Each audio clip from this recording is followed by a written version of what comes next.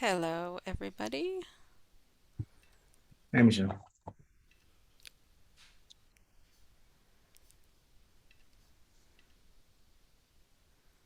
Hi, Michelle. Hello.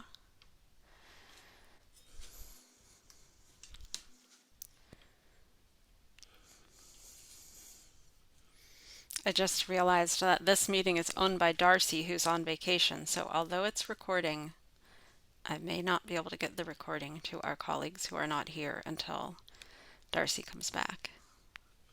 It's a disadvantage of Zoom. Oh, there must be a way around that, but in any case, we are recording for those who can't be here. Welcome to our weekly Folio implementation group meeting. This is our demo week, and so today we are going to do a demo of BugFest. So I'm going to introduce what BugFest is and a little bit about getting started with it, and then Robert Rohrbacher is going to walk us through a test case, a straightforward test case in BugFest, and then James Thajudeen is going to walk us through a more complicated one. And this will be pretty informal, so if you have questions at any time, you can chat or raise your hand or unmute, and then we can try to answer those questions. I'm not sharing the agenda document because there's not really anything in there except to say that this is our demo of BugFest. So I will start off just by talking about what BugFest is and showing you the platform that is used to manage BugFest. BugFest is the Folio community's way to test a new Folio release. There are about three Folio releases each year, so this BugFest happens every few months.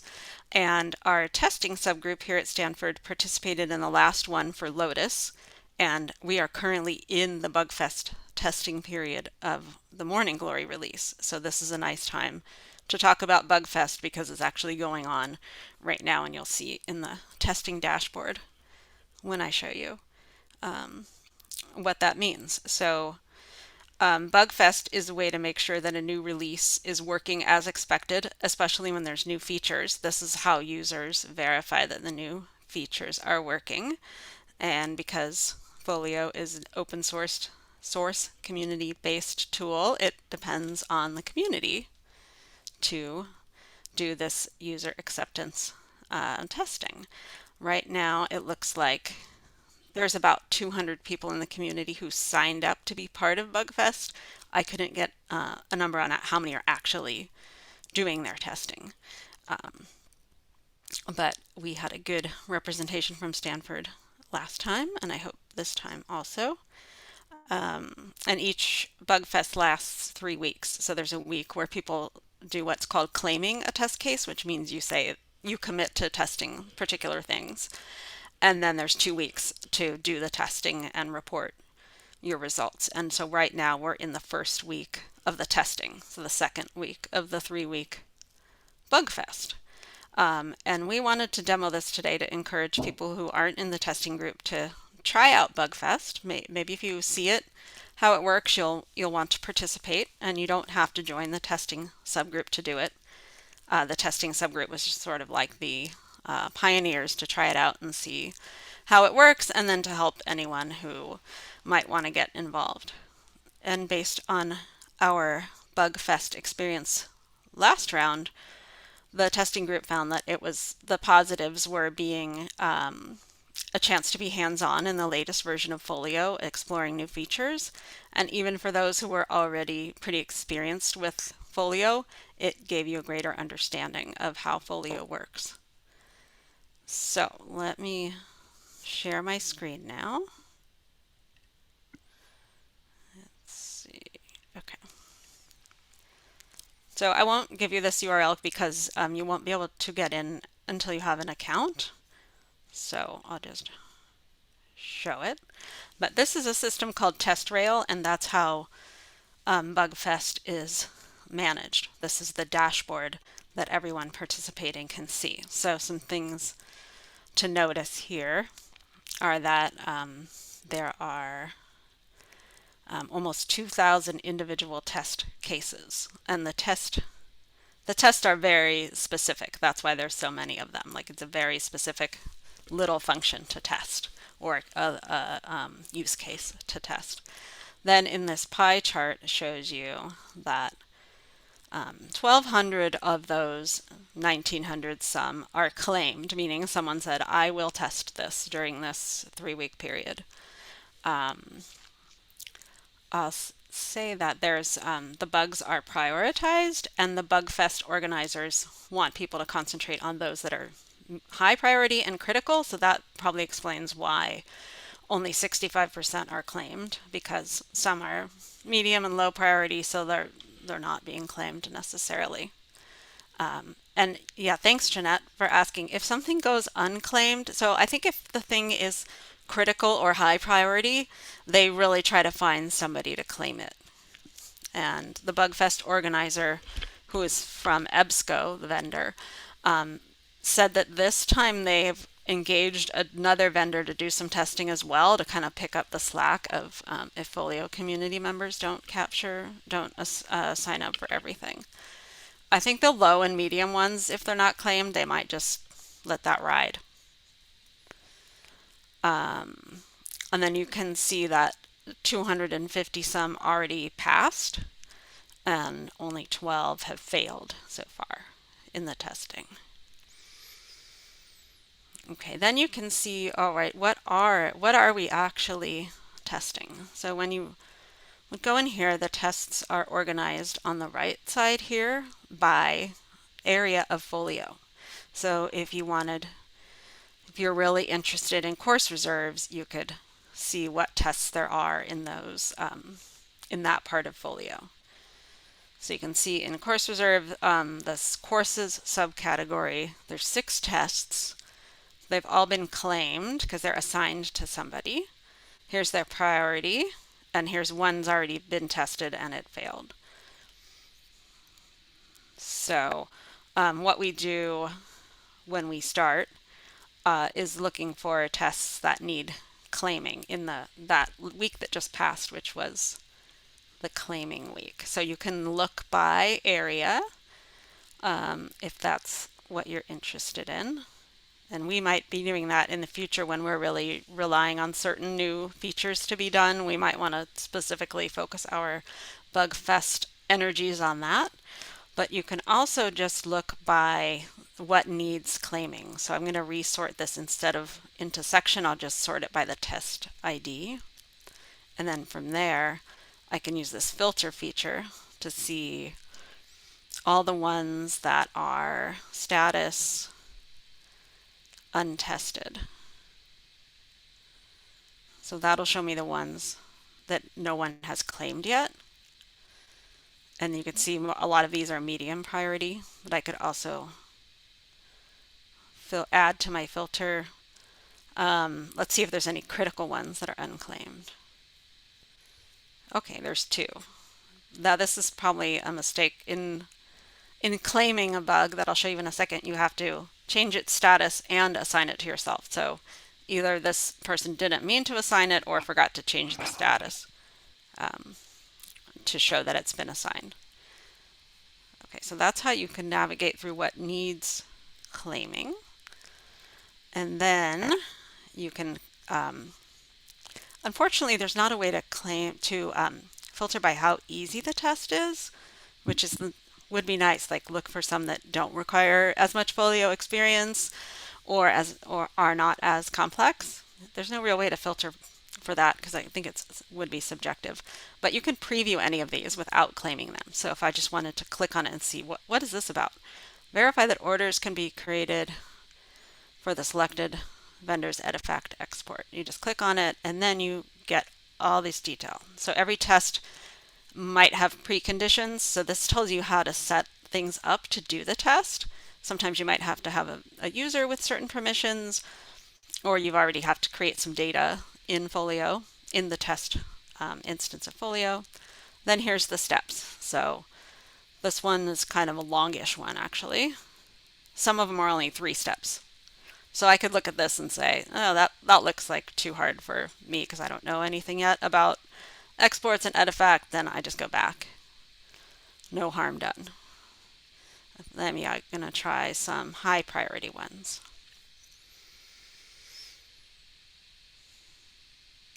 Let's try this one. How does that look? Setting a daily scheduling for a new export integration. Oh wow, there's a lot of preconditions for that, but it's only 4 steps to test it. Okay, so let's say I wanted to claim that one. Actually, I think this one might be even easier. Select acquisition method from a list. Oh, that's about the same 4 steps. Okay.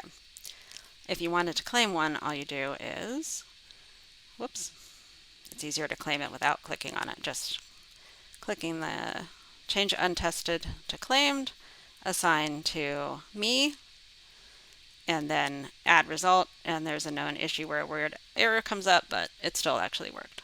So now if I wanted to see all the bugs that were assigned to me, so I can remember what did I say I was doing here.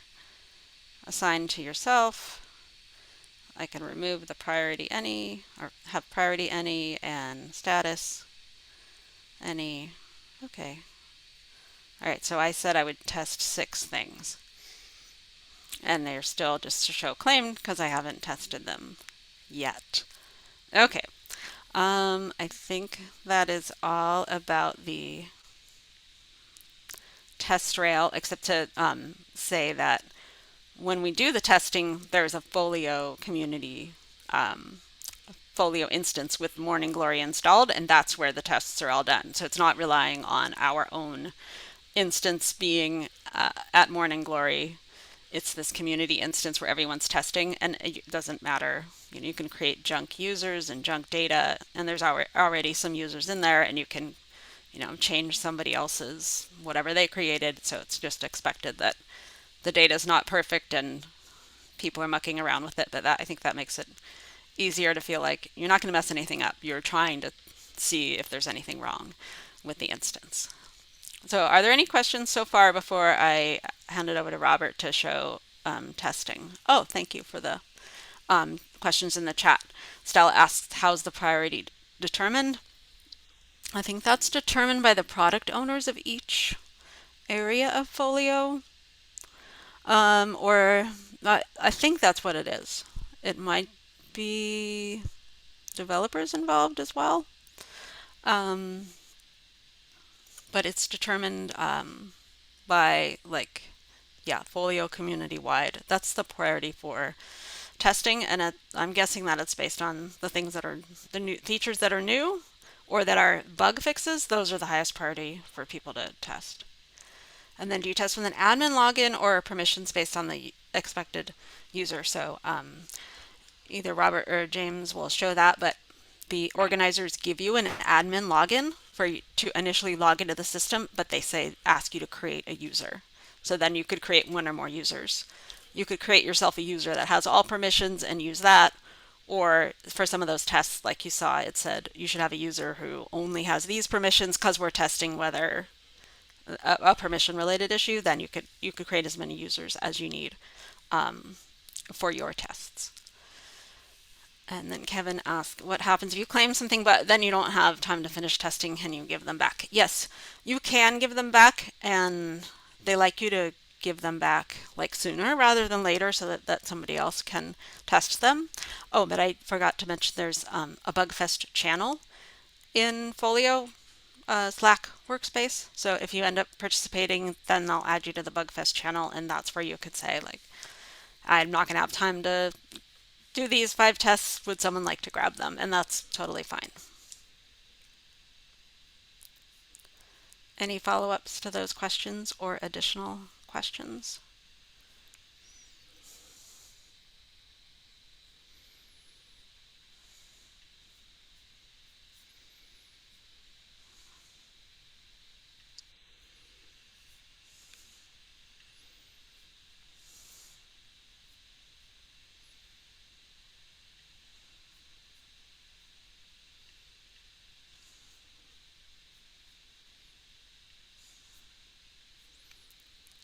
Okay, then I will let Robert demonstrate a straightforward test case. So I'll stop sharing and you can go ahead, Robert. Okay, can you hear me? Yes, very well. Okay, Thank you. excellent. Okay, let's see here. Okay, so I'm in here in the bug test, and I've got a couple of my claimed tests showing. I'm going to demonstrate this one to verify the search on contributor. When I open it up, it's got the actual steps to follow. So this is, as you can see, a pretty straightforward one, and perhaps even a touch vague, because they just have you enter a contributor name. And at this point, you may not know if that name is actually even going to be in the database the test instance is sitting on, but I've found over the time that some of these tests can be either touch vague that way, or then other ones will break things down into a very large number of steps. Sometimes I've done one today that was like in 21 steps. So I'll go into Folio here. Let's see if I can move this. Okay, there we go. And go into the inventory. I'm into the inventory. It says select contributor search option from the drop-down list. So I'll do that. Then the next step is enter a contributor name. Well, I'll enter the name of somebody who I actually know is like a genuine author who's writing something I just cataloged. Run the search, and it looks like I've gotten results for her, and that seems to be pretty much about it. I can, repeat the test, reset contributor, and then somebody else. And again, I have the results. So this seems to work as intended. So I can go all the way down here and add result. And this is something that, they've got like the status passed up here, and this has never been very clear if this part is necessary, because it seems a little redundant to me. But you go, for the individual steps in the test.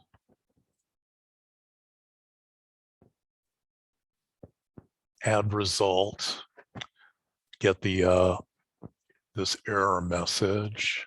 But if I go back, it shows up as having been passed.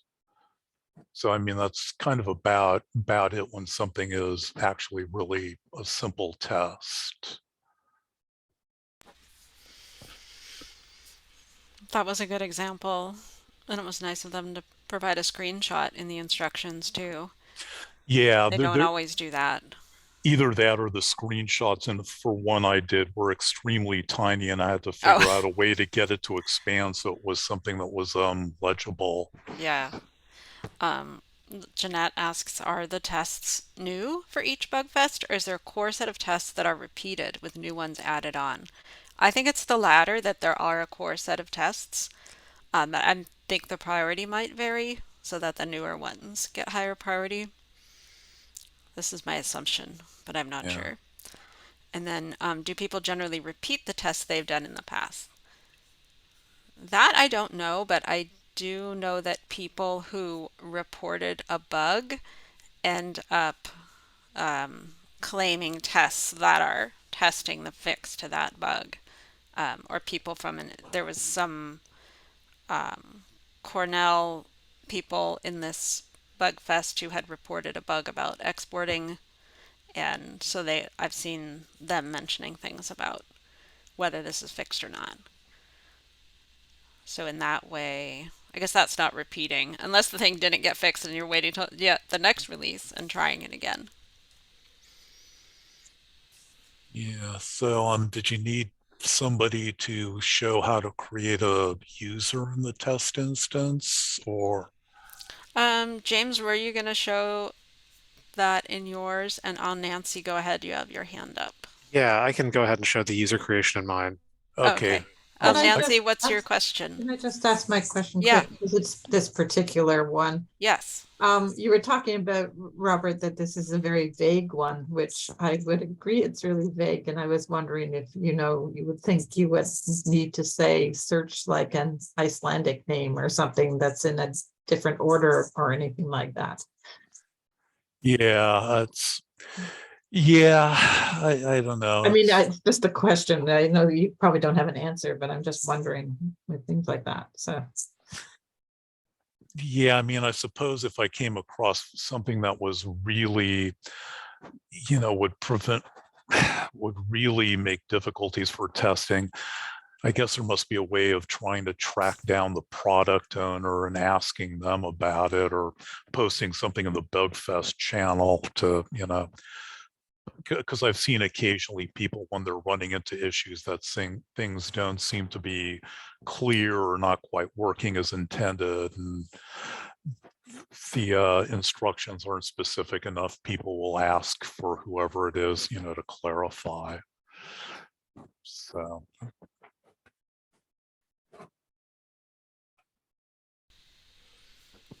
Thanks. Any other questions for Robert? I had one for you, Michelle. So what happens if something fails? Do they go back and do sort of a hot fix, or does it get pushed off to the next release? If it fails, then you mark it as failed and you notify the product owner, and then I think it would be up to the product owner and whoever the developers are to try, hopefully fix it right then. But yeah, I guess it depends on the nature of the fail. That's a good point. Thanks. Yeah, that's a good question. Okay, I guess I'll stop sharing. Thanks, Robert. So James is going to show a more complex case and also show how you create the user to do the test. Yeah, okay. So if I'll go ahead and share my screen. Okay, so first of all, this is the sort of BugFest wiki here, and this is the link to the BugFest instance. So first off, I'm going to open that up and I'll go do it from login. I'm going to go over to TestRail and find the test I'm looking for, and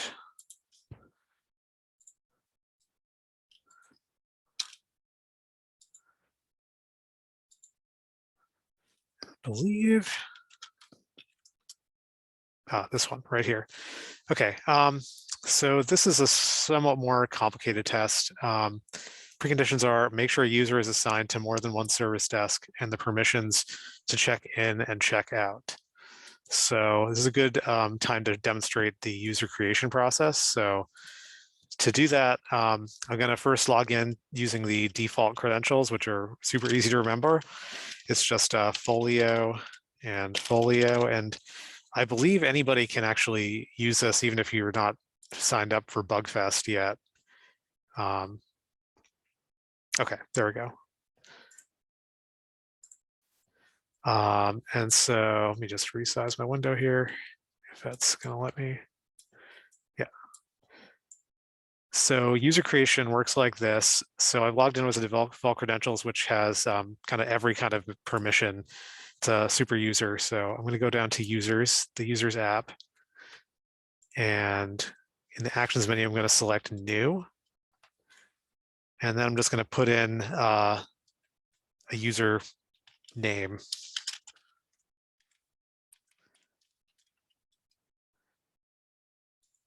And a user name down here.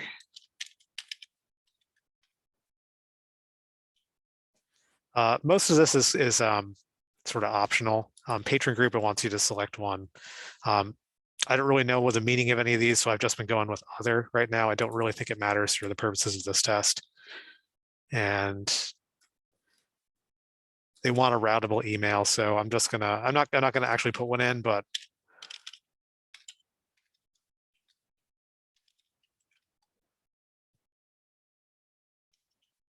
and then we hit save and close. And so as you can see over here, I've got my user that's popped up. But as you can see, there are no permissions and no service points found. So going back to the test criteria, we need to have multiple service points assigned to our person. So I'm going to go back to the actions menu. So this is going to be actions not just in general for users, but for this user specifically. I'm going to go to edit. And if I scroll down here, I've got some accordions. So user permissions I've got an add permission button here. And this little pop-up comes up, and what do we want? We want to have permissions to check in and check out. So let's see here.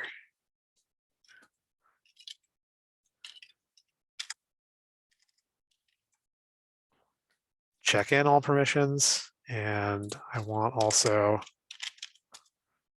check out all permissions. So I've got 2 selected. I'm going to hit save and close. Actually, I want one other thing. I want inventory, because without inventory, I can't really find anything to check out. So save and close.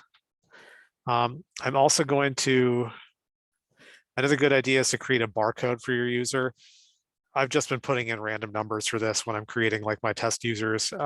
It hasn't seemed to matter yet for any of the tests I've done. So no letters, I'm gonna just do. And just so I can remember that, I always like to keep a spreadsheet open.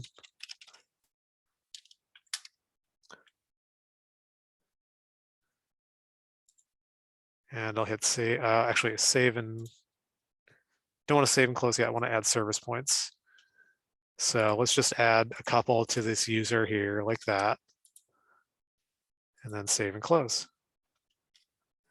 Now this user doesn't have a password yet, and that actually has to be set in a different place. So there are kind of 2 ways you can set a password for a new user. You can log out and then do forgot password and just type in the username, and it should email a reset link to the associated email. But since I'm in the Folio master kind of account, I can go to settings, developer, password, and then I just type in the username. And I can create a new password.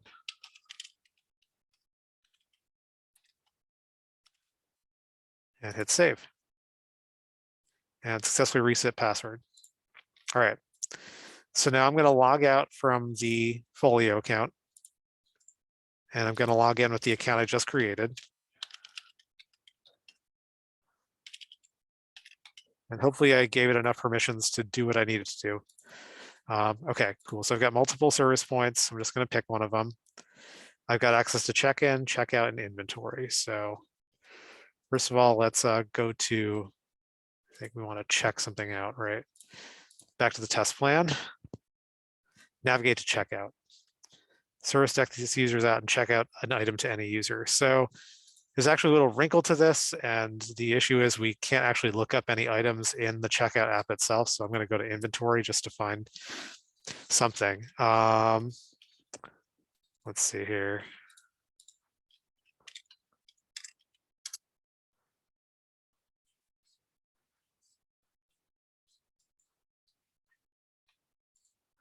And I just want to get the barcode for this item. So I'm going to copy that. And again, just so I don't lose track of it, I want to put it in my little worksheet over here. I'm going to navigate back to checkout. I'm going to paste my item barcode into the checkout here and scan or enter a patron ID. So let's look up my own personal account here. Here we go. And now seems to have lost the item barcode. Hit enter. Okay, now this item is checked out. So note the user service deck the user is at and check out item to any user. Loan period will be assigned based on the rules. Doesn't matter where the item is checked out.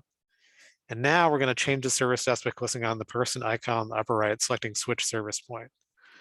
So I don't have to log out or do anything else. I'm just going to go up here. Here's the person icon. Hit switch service point. Going to go to this other service point. And going to go ahead and check in the item that I just checked out. So I'll get the barcode back. Go to check in, paste it in here, hit enter. And this is, I believe, is what we're looking for. So we should see a routing message telling the user to route the item to the correct circ desk. And that is in fact what we see right here. We have a routing slip. And I'm assuming this is correct for this book. I have not actually checked, but I don't actually want to print this, but that's what the routing slip would look like. And so that's pretty much it. Any questions so far?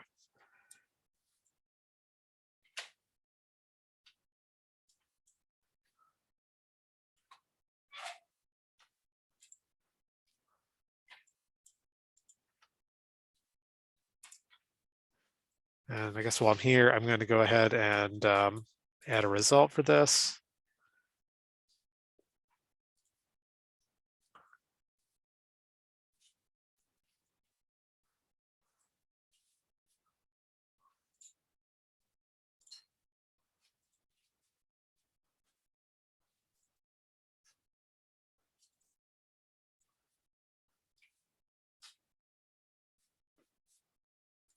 And there we have it.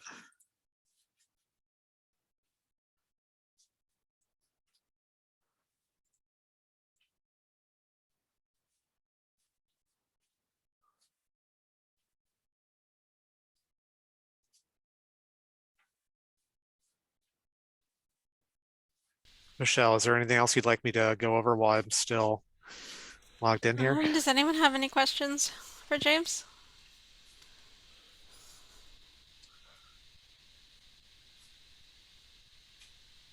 Hi there, Aparna. Hi, James. Thanks for, it was really nice to see the test book. And I have a question because in the routing slip, if we do not want to print the routing slip, is there a way that, we can bypass that one?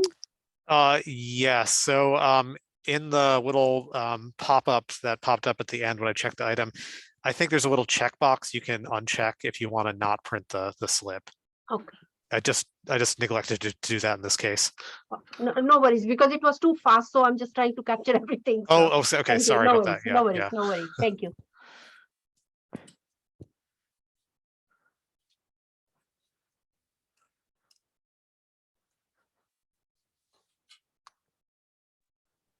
I have a question, not specifically about this case, James, but sort of going back to what we talked about the test being vague for Roberts.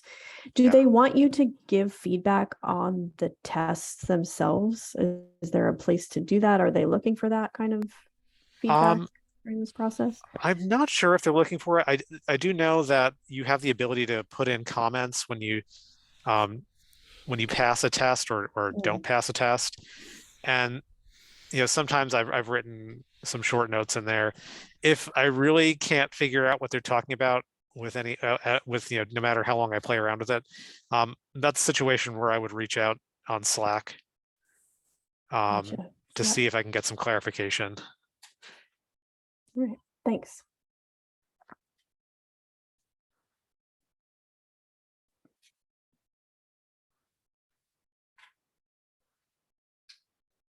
Yeah, that's everything. I'll go ahead and stop the share.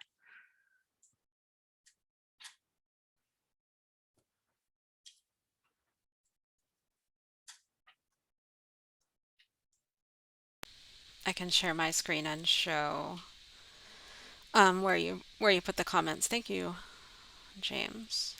So here's a test case that has to do with scheduling and export of unpaid fees and fines to the bursar's office. And so I'm still working on this, and it's been Like this is a good example of how you learn a lot about Folio because I had no idea about this feature. So I'm just like muddling my way through and doing numerous trial and error to see um, how this thing works. So it's like it's a nice way to learn because you have something you're trying to accomplish and you have a completely test worthy environment where you can't mess anything up.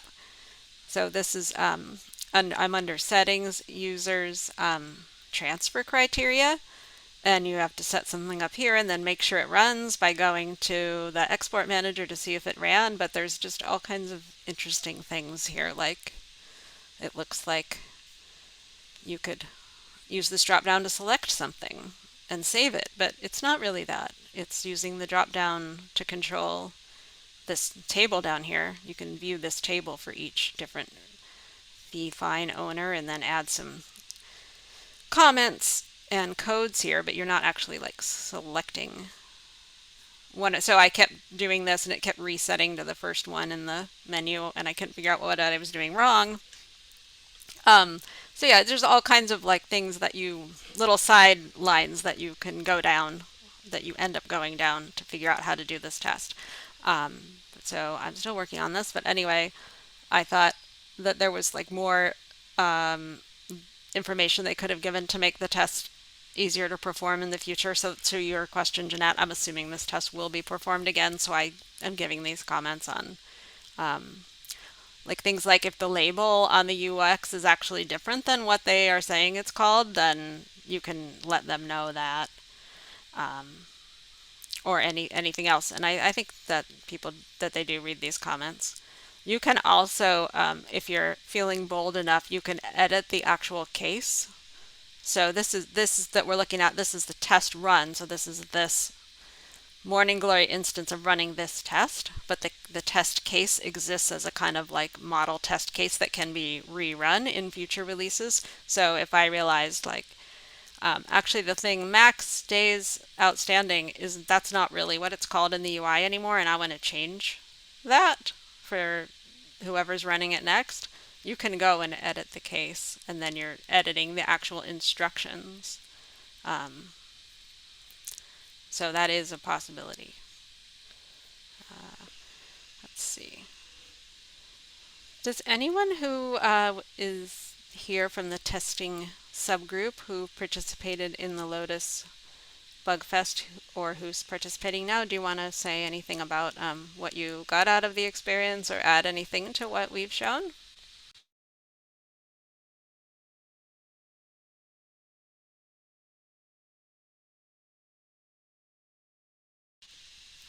Go ahead, Magda. Hi, Michelle. Hi, everyone. As you know, I participated last time and I did some tests. It was fine to me, and I added some notes. But sometimes for testers, they don't know if they did something wrong or the test itself has something.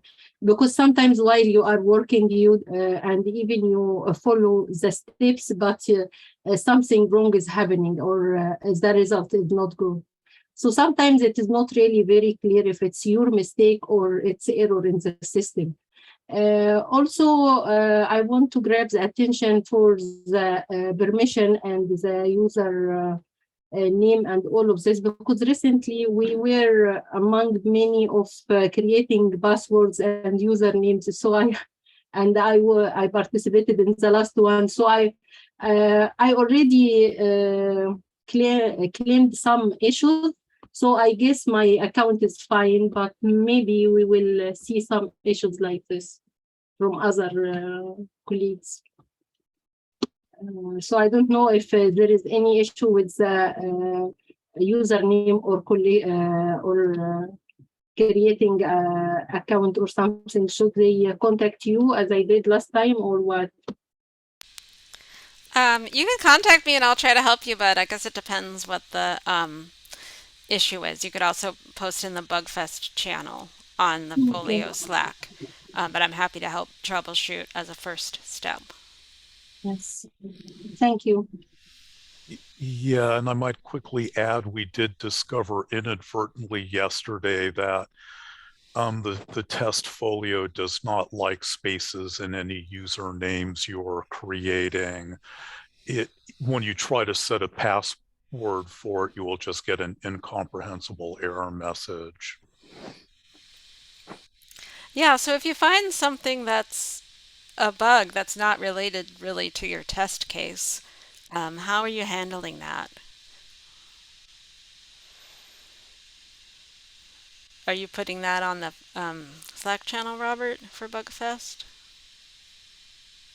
Uh, well, what was that? I didn't quite. I mean, so you found out that Folio didn't like a space in the username, Yeah, but that's not really the thing you were testing.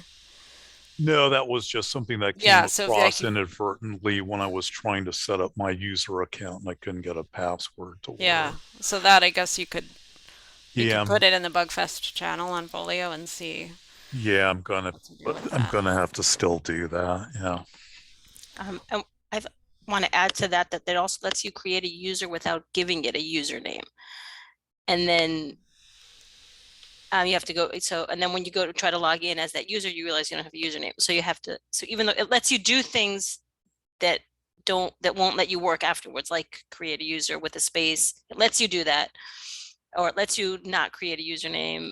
So you have to be careful and follow the steps correctly, because otherwise you'll be stuck trying to figure out what you did wrong. It's not that it's a bug, but it's not a bug in what you're trying to test. It's a bug in Folio. Yeah, it would be good for us to report that stuff. So you could either report it in the BugFest channel, or we could try to collect them as a testing subgroup and report them at the end of the BugFest. Any adjacent bugs we found. The user stuff, it might be worth putting in the Slack channel, just because there might be people trying to, log in now and having the same issues we had. Yeah, that's a good idea.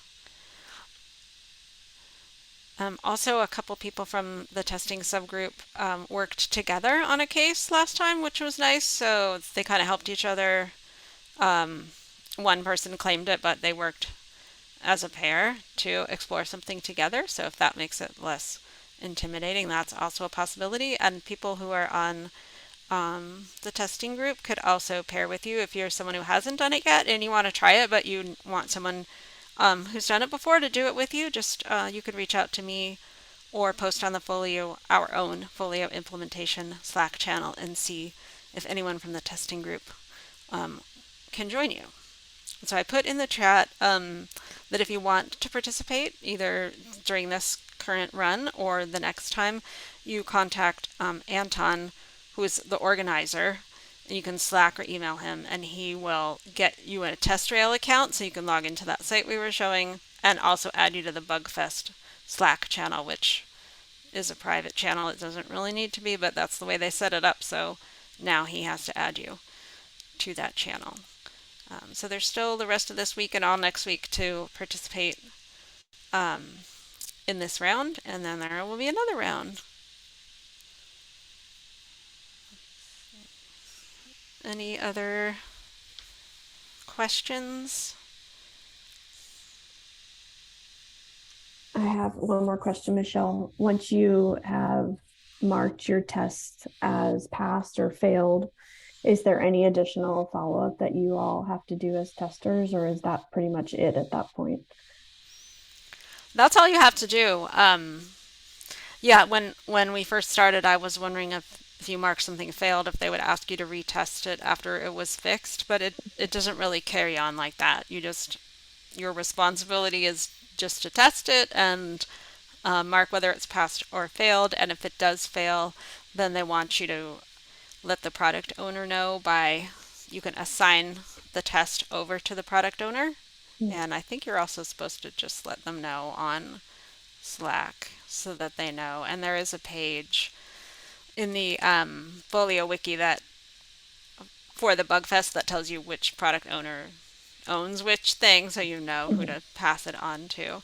And also at the beginning of each BugFest, Anton does like a kickoff meeting that's recorded where he goes through the basic information about how to log into TestRail what's the address of the Folio test site, what's the administrator login that you can use to make users, and kind of overview of like how many cases there are, what the dates are. I think it's very well organized. So if you want to participate and you want to hear when the next one is, I will let you know. But you can also, if you add yourself to this page that I'm going to post in the chat in Folio, then you'll be on the mailing list for future Bug Fests, and you'll find out when the kickoff is coming. And I think Anton also posts it in the Folio workspace in the general channel. And you could also, and of course in the BugFest channel, so even if you're not going to do it this time, you could ask him to add you to the BugFest Slack channel, then you'll be ready for next time.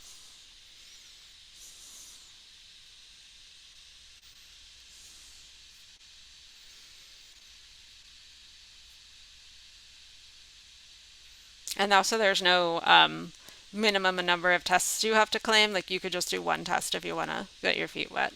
That's totally fine and is appreciated. Lynn asks, do you claim the test case before or after creating the user login? What you'll need your TestRail login, TestRail account in order to claim the test. You could do it either way. You could create some users in the BugFest instance before you claim a test case, just to play around. But sometimes the test case, like the one James showed you, it tells you like that you should have a user with specific permissions. So you would need to at least look at the test case that you're considering claiming to see what kind of user to create. Also, additionally, I've done this.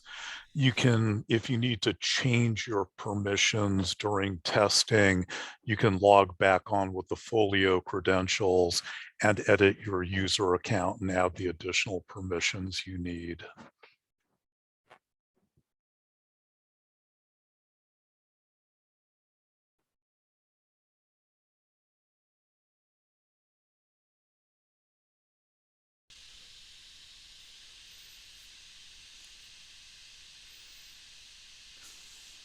Any other questions or comments?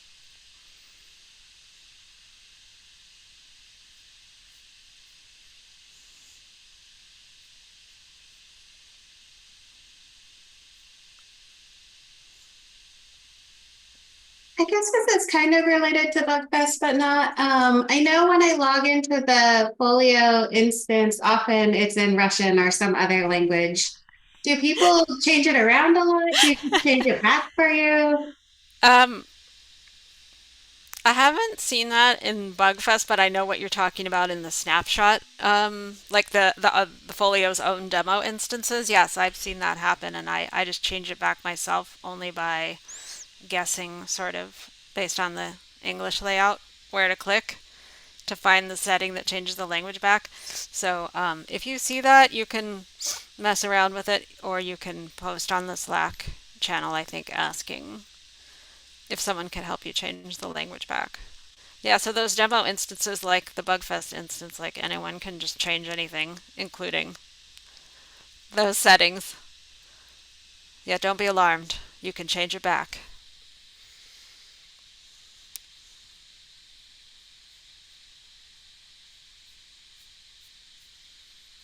Okay, feel free to Slack me if you want to participate this time and you need a little help getting started. I'm happy to walk you through any of the steps we showed or do a test with you. And also there's other people in the testing subgroup who would do the same. So thanks Robert and James for prepping those examples and demoing them for us. And thanks everyone for coming. And when the recording's ready, I'll post on our implementers Slack channel. And we'll see you next week. Thanks a lot, Michelle. Thanks, everyone. Bye. Thank you.